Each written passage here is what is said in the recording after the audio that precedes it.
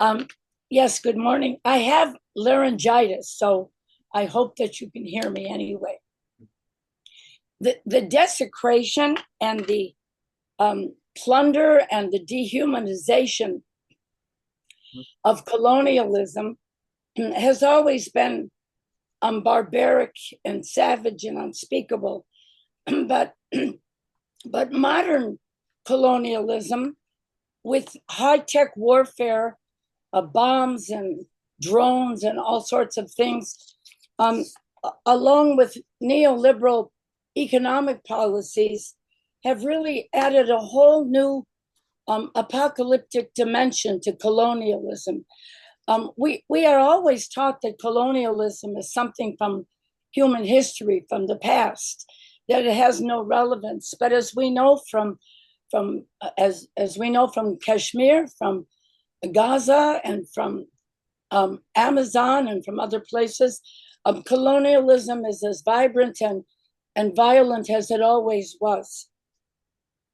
It isn't that colonialism is more it's more devastating, it's more destructive, but it isn't that it's more apocalyptic. It's that now, especially with social media, we know what they're doing. We don't know much about what they did in Rwanda. We don't know a whole lot about what they did in Cambodia, but we do know what they're doing in Gaza. And as hard as India tries to silence um, information about Kashmir, we know a lot about what's going on in Kashmir also. I want to focus on Kashmir, what's being done, and on Palestine. But I just want to put it within the context of what they're doing elsewhere at this time, or what they have done, at least in my history. In Vietnam, they used exfoliants like Agent Orange. They used all sorts of contaminating things, napalm, that not only permanently affected the health of the population, but affected the environment, infected the ground, the land where people grow food. It affected all of that. And the United States government, using things like dioxin in Agent Orange, knew at the time how devastating all of this was to the environment and human life. In Syria, more recently, not only did the Assad regime in Russia use chemical weapons against the population, but the United States bombed using in Raqqa under the guise of fighting Daesh, used white phosphorus, absolutely devastated the people of Raqqa. In Myanmar, in Myanmar, China, in Myanmar, China is doing mining, strip mining in mountains. And it was so appalling. It was destroying the local villages around, destroying the agriculture, making people sick. And it's going on now. It's part of involved in the not only the genocide of the Rohingya people, but the war that the junta has going on with different ethnic groups in Myanmar. In Africa, it's legendary.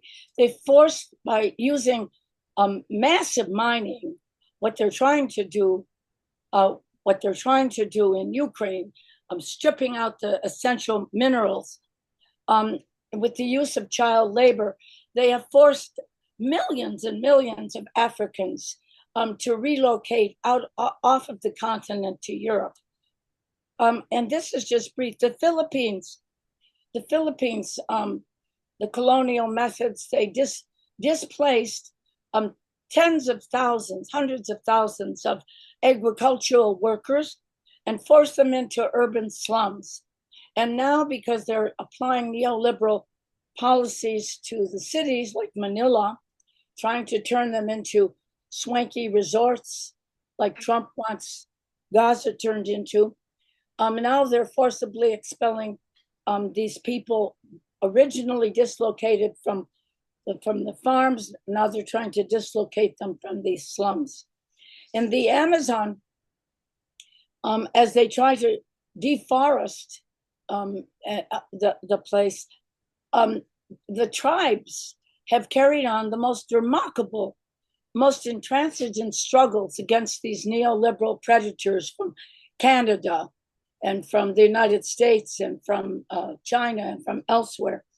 And they've been fighting a losing battle because the regimes, including the Lula regime in Brazil, are in favor of these neoliberal policies because it enriches the capitalists at the expense of these indigenous tribes.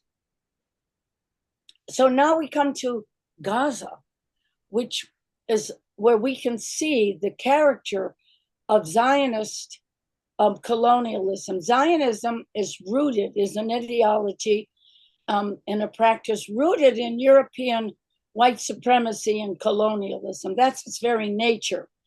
And so it seemed to the white colonial mind, it seemed perfectly acceptable that they would move to a country that was populated and dispossess them forcibly. And now, to Trump and to Zionists, it seems perfectly logical. They make jokes about it, about forcibly removing them and turning it into a Riviera. And this is all very amusing and funny, but it's genocide and ethnic cleansing, which is a fundamental part of it. In Kashmir, and I believe this is even involved in Azad Kashmir, they are now deforesting massively. Of course, the military is expropriating large land, taking it away from indigenous tribes, taking it away from farmers, and turning it into military property. But also, there's massive, wide-scale deforestation. And of course, the media articles blame that deforestation on smugglers, individual operators coming in and cleaning out the forest.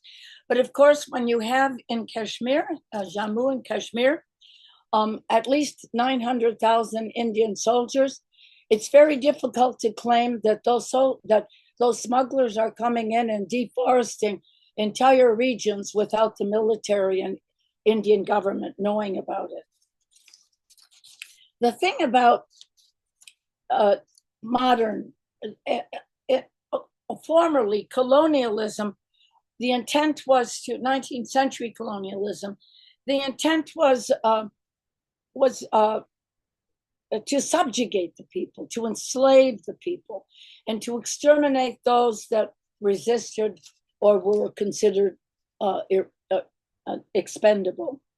But today, with modern warfare, and today with neoliberal policies, the plan is outright extermination, or if not exterminating, the forcible dislocation.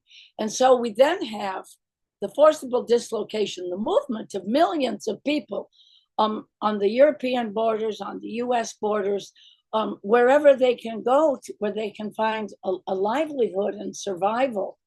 And the human rights and dehumanization issue is that these white supremacist colonial governments, they're on a rampage in the United States, deny them the right of asylum. So it's hard to claim that modern colonialism is more savage, more barbaric than the past, because we didn't really know just how brutal it was.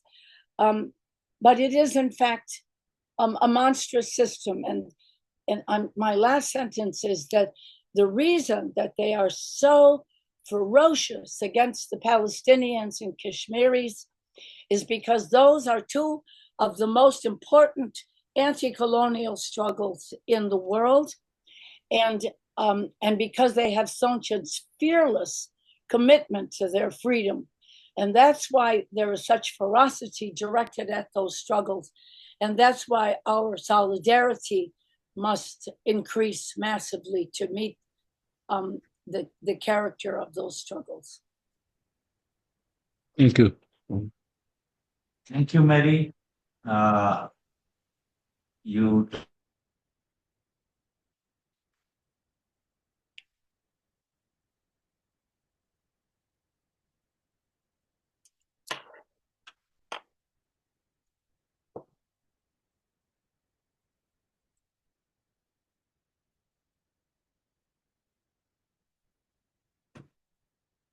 initiatives across environmental, social, and governance domain, specializing in GHG emission reduction, decarbonization, and climate resilience. He excels in R&D, ESG design coordination, and stakeholder engagement. Raja Asim, you have the floor.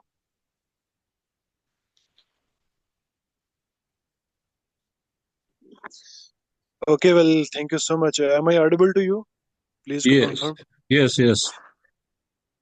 Okay. Well, thank you so much. Today, in very short, I am here to discuss about the most crucial aspect of the Kashmir issue, particularly human right, clean and healthy environment for human rights.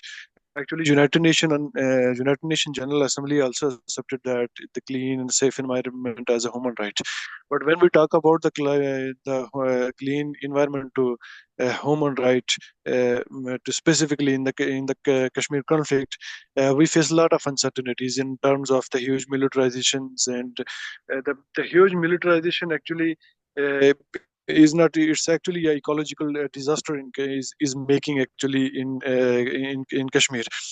But due to the huge militarization, due to the movements, and due to the deployment of large forces, the people living there are facing a lot of uncertainties in terms of the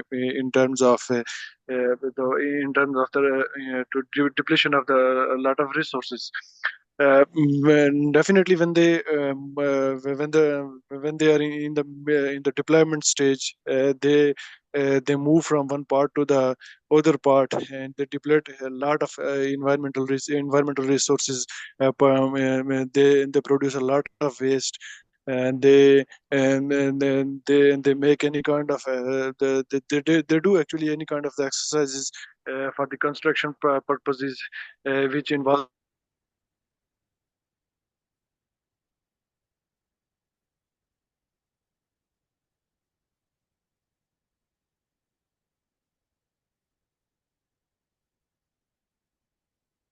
these coming there since 60s and since 70s. They are actually facing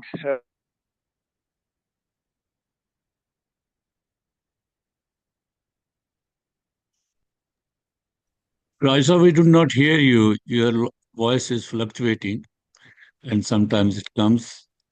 due to the occupied Kashmir. So when the Indian authorities, particularly they once they actually by force they want to occupy occupy the region, but on the Okay, thank you, Raya Saab. There's I think problem. There's problem with there's problem with the connection.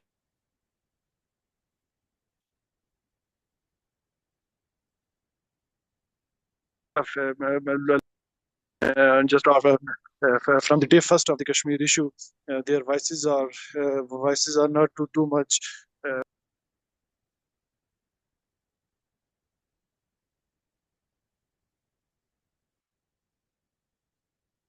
Now our next speaker is Tala Tufail Bhatti. He is an environmental scholar leading the Strengthening Region Climate Resilience Program at Institute of Regional Studies.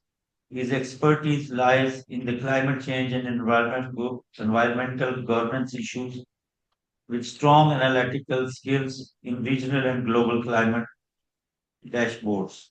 Tala Sahab, you have the floor, please. Thank you so much for this opportunity. I want to show you what is actually happening in the last 70 years or 180 years, that how we are moving towards into the timeline of climate boundaries that we have. In the last 180 years, we have seen an increase in temperature from a perspective where it is not seen before. The climate change is a reality from the first days of the planet Earth, but now the intensity of the change is remarkably alarming. We have witnessed after 1952, the change is non-linear now, and the shift is happening on a scale which was not known before. My name is Talha, I'm environmentalist. I'm looking after strengthening regional climate resilience program, and I want to show you the journey of the humanity on the planet Earth. If you see the planet itself, the change is from -5 to +2 only. And when we enter into Holocene, we enter into a very stable condition.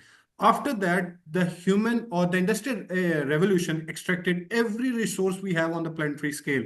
So the mining process starts on a larger scale. We call the era of 1950 to 2020 the era of peace, but that era is the great acceleration. And in that great acceleration, we have the largest quantity of mining around the world.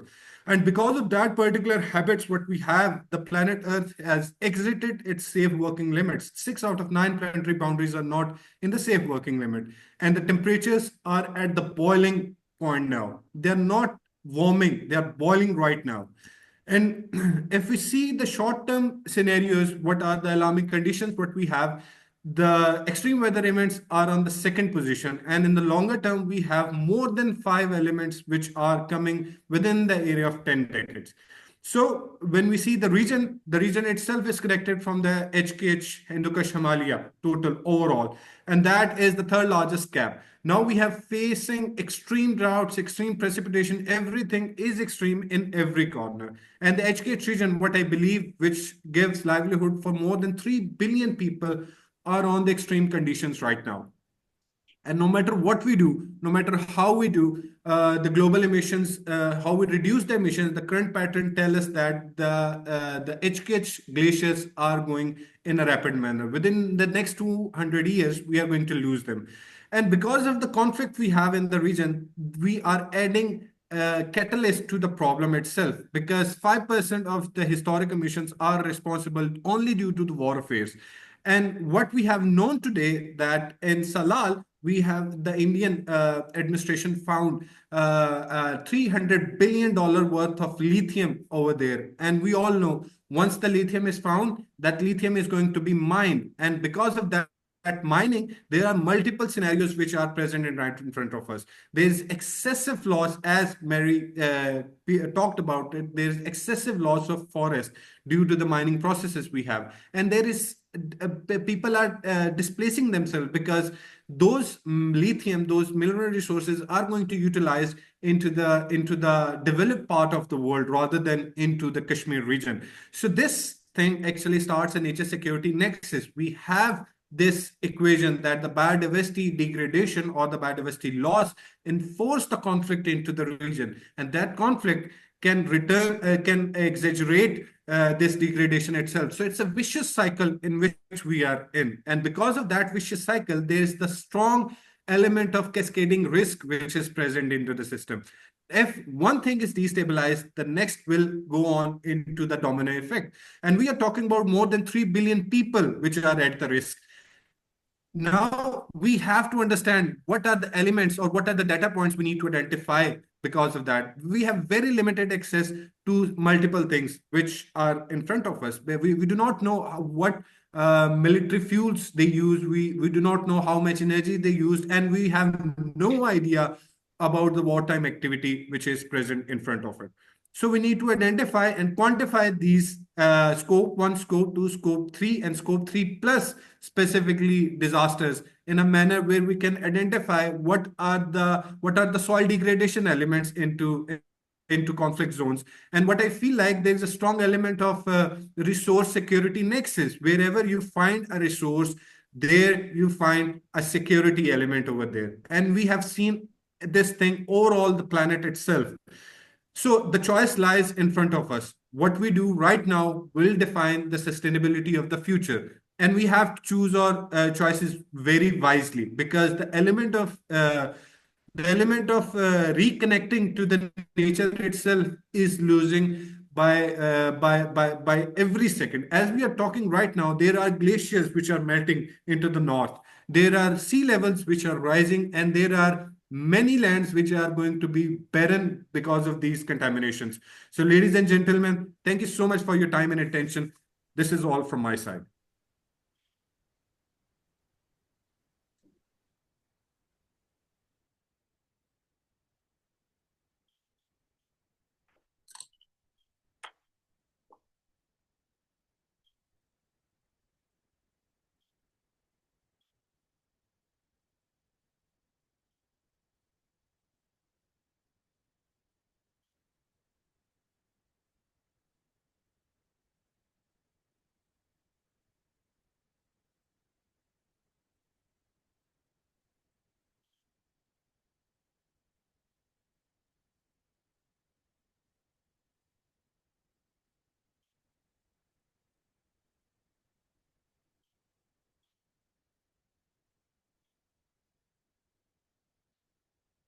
Excellent.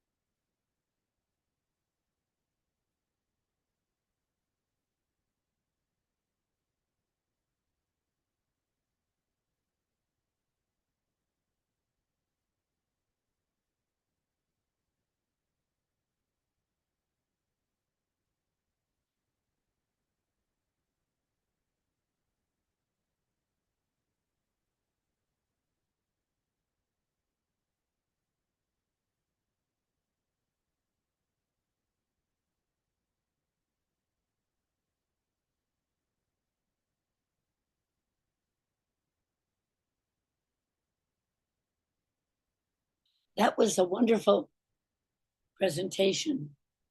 It's excellent. Thank you. Yes, very scary.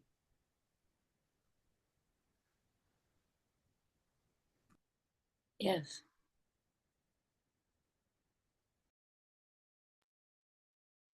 Yeah, that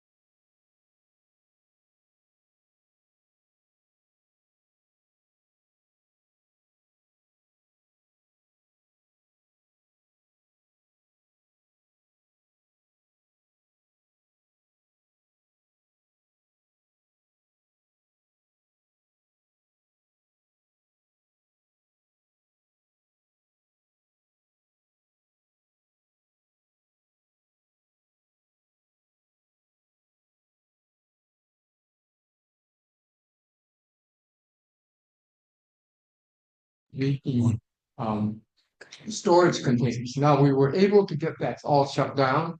They have emptied out the storage containers, but the leakage is still there in the soil, still working its way down into the water table. So when we talk about a healthy environment and human rights, this is definitely much of what the United States has done in their occupation of Hawaii has been contrary to wise land use, wise economic practices that our people practice for 1,000 years in Hawaii. And we had everything under control, but now everything's out of control. And even though Hawaii still is a beautiful place and there's still a peaceful environment there, the actual physical environment is under great threat. And then we're talking about, as it was mentioned, about sea level rise and the other types of threats that are created through man's industriousness and their carelessness about taking care of the environment. So Hawaii is very much in the battle, not only to save our people, but also to help with the planet, particularly the Pacific Ocean, to reverse some of these adverse effects of climate change and adverse effects of contamination. And I haven't even discussed the other military contamination of arms, and there was some mention of Agent Orange, these types of chemicals. After they were not used, they were put into containers and dumped into the ocean. And those containers are now beginning to deteriorate. And so we are going to be faced soon with some heavy contamination of chemicals dumped in the ocean. So anyway, it is a crisis, and I'm happy to be here to report that. And it is definitely a concern for human rights because our very lives are being threatened by the actions, the careless actions of the colonizers of the United States, as well as other industrial nations around the world. So thank you very much for having me speak. Thank you very much. Now, our last speaker, she's from South Africa, and Madam Catherine Constant. Very difficult to pronounce. Constant, please. Catherine, you have the floor. Yep, you will see shortly. Good afternoon. My name is Catherine Constantinides. It's only a few letters short of probably the entire alphabet. Thank you for the opportunity to speak with you today. War and conflict have devastating impacts on human lives, but they also have profound impacts on the environment. From the chemicals and toxins released during battles to the destruction of natural habitats and ecosystems, war wreaks havoc on our planet. Ladies and gentlemen, the Kashmir region, known for its breathtaking beauty and diverse wildlife, has been embroiled in conflict for decades. This prolonged war has not only taken devastating toll on human life, but also ravaged the environment. The Siachen Glacier, once a pristine and untouched natural wonder, has become a battleground, littered with military waste, including toxic chemicals and human remains.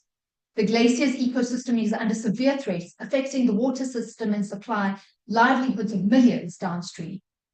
The line of control has become a barrier to wildlife migration, disrupting the delicate balance of the ecosystem. The hangul deer, an iconic species found only in Kashmir, is on the brink of extinction due to habitat loss and fragmentation. The conflict has also led to rampant deforestation, as forests are cleared for military camps and infrastructure. This has exacerbated soil erosion, landslides, floods, affecting agricultural productivity and food security in the region. Furthermore, the use of pellet guns and other weapons has polluted the air and water, causing long-term health effects for humans and wildlife alike. It's imperative that we recognize the environmental costs of war in Kashmir and work towards a sustainable peace. This includes supporting conservation efforts, promoting eco-friendly military practices, and addressing the root causes of conflict. Together, we can mitigate the environmental impacts of war and build a more sustainable future for all. Let us join hands to protect Kashmir's natural heritage and ensure a livable future for her people. I thank you. Thank you. Thank you very much, Catherine. I belong to the area she was mentioning. When, uh, and I think I was thinking that the basic issues she discussed in her statement, I thought that she also belonged to the same area because, these are the basic issues of that region. Jammu and Kashmir, it's a divided state between India and Pakistan. One area is under Pakistani administration and other is under Indian occupation. I use two words, administration and occupation. And I'll explain that. It has nothing to do with the healthy environment, but the people from Jammu and Kashmir, you can imagine that that is the only region left in this globe where people, the relatives, the mothers, and the sons cannot meet. I have three persons in this room who cannot meet their parents, who cannot meet their relatives. They cannot go to their homes. One is sitting on the stage on right hand side, and two are over there. Why I said administration and occupation? There are UN Security Council resolutions on Jammu and Kashmir, which say that Kashmiris will be given a right to decide their future by an impartial plebiscite, referendum, in a democratic way. And Pakistan recognizes that right, which is in UN Security Council resolutions. But unfortunately, the India, which went to the Security Council for a ceasefire in 1947, changed its stance, said that Kashmir is an integral part of India. And today, on the debate, general debate on item 2, I was sitting in over there, and when an Indian diplomat said after the statement, because the High Commissioner mentioned the human rights situation of Jammu and Kashmir in his statement, and an Indian delegate said that Kashmir is an integral part of India, sitting in the UN Human Rights Council, which is very unfortunate. So now I will not discuss politics because after your statement, I became emotional because I also live from the region and I live on the line of control, which is the bloody line between two parts of Kashmir. Now the floor is open. Anybody have any question or comment? Please. There's one person online, Mohsin Tariq. He may have something. Online, there's Mohsin Tariq. Okay, Mr. Mohsin Tariq, you can. The floor is yours. Am I audible, sir? Yeah. Thank you so much. Assalamu alaikum and a very good afternoon. I am Mohsin Tariq, a final year student of International Relations at Mirpur University of Science and Technology, Azad, Jammu and Kashmir. First of all, thank you so much, all the esteemed panelists, for such invaluable insights. I'm deeply resonated with Miss Mary's insights on modern colonialism, a solid presentation of Mr. Talha, and all the other panelists for such amazing insights. They are very relatable as I am the national of AJK. We heard that the global south bears the brunt of climate chaos, but for AJK and overall Kashmir, the crisis is compounded by its disputed status. As the previous speaker has told that due to line of control, there are different and several issues which is faced by the territory. It silences its needs in global forums, and AJK is a microcosm of climate conflict nexus. Glaciers are melting and deforestation at faster and increasing rates, and increasing temperatures. Basically, I'm from the southern part of AJK, which includes Mirpur, Bhimber, and Kotli, and they have different scenario than northern part. So two different regions and different impacts of climate change, but still there is no dedicated department, there is no dedicated authority, there is no access to global climate funds which can address these challenges. So yeah, thank you so much. That's all from my side. Thank you so much, speakers, and thank you so much, Dr. Abdul Rafiq, for this opportunity. And yeah, thank you so much. So, ladies and gentlemen, the floor is open. If anybody has any question or comment,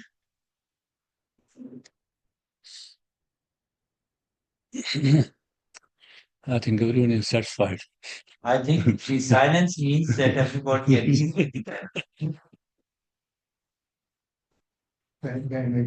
Yeah. Okay. What I forgot to say was that we are working to restore Hawaii as an independent nation so that we can restore our country and the health of our country.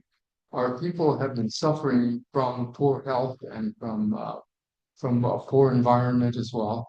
Half of our population has had to move from Hawaii because of economic reasons, because it's very difficult to survive in Hawaii. I have three sons. All of them had to move away from Hawaii for them to raise their families because they cannot afford to live in Hawaii. So what we want to do is restore Hawaii as an independent country, make it safe again for our offspring to move back home and to bring peace to that area of the Pacific and to join the rest of our Pacific Island nations in building an ocean peace. So that is what our intention is. Return to become a peaceful, healthy nation.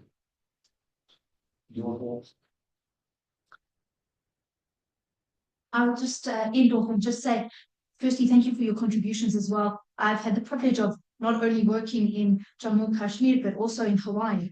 And I think that these are places in the world that are often left off of the agenda and are overlooked.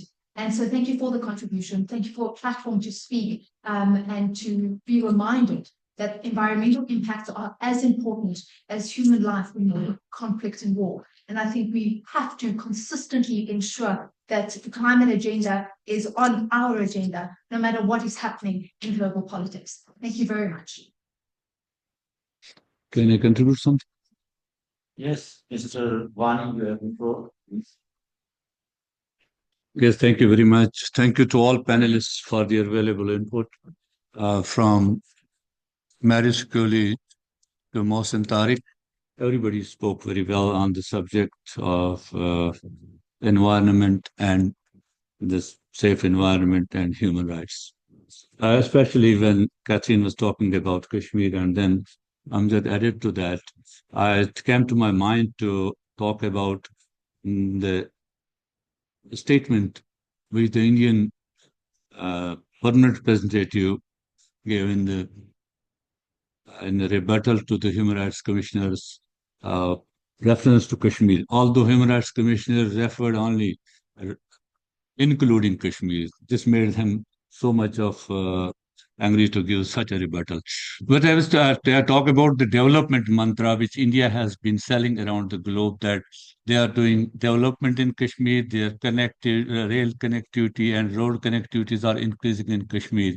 But having a deeper look on that, what that connectivity really means, that connectivity is basically that takes the livelihood of the people, the agriculture, the gardens of the Kashmiri people, the forests, deforestation, and all these things.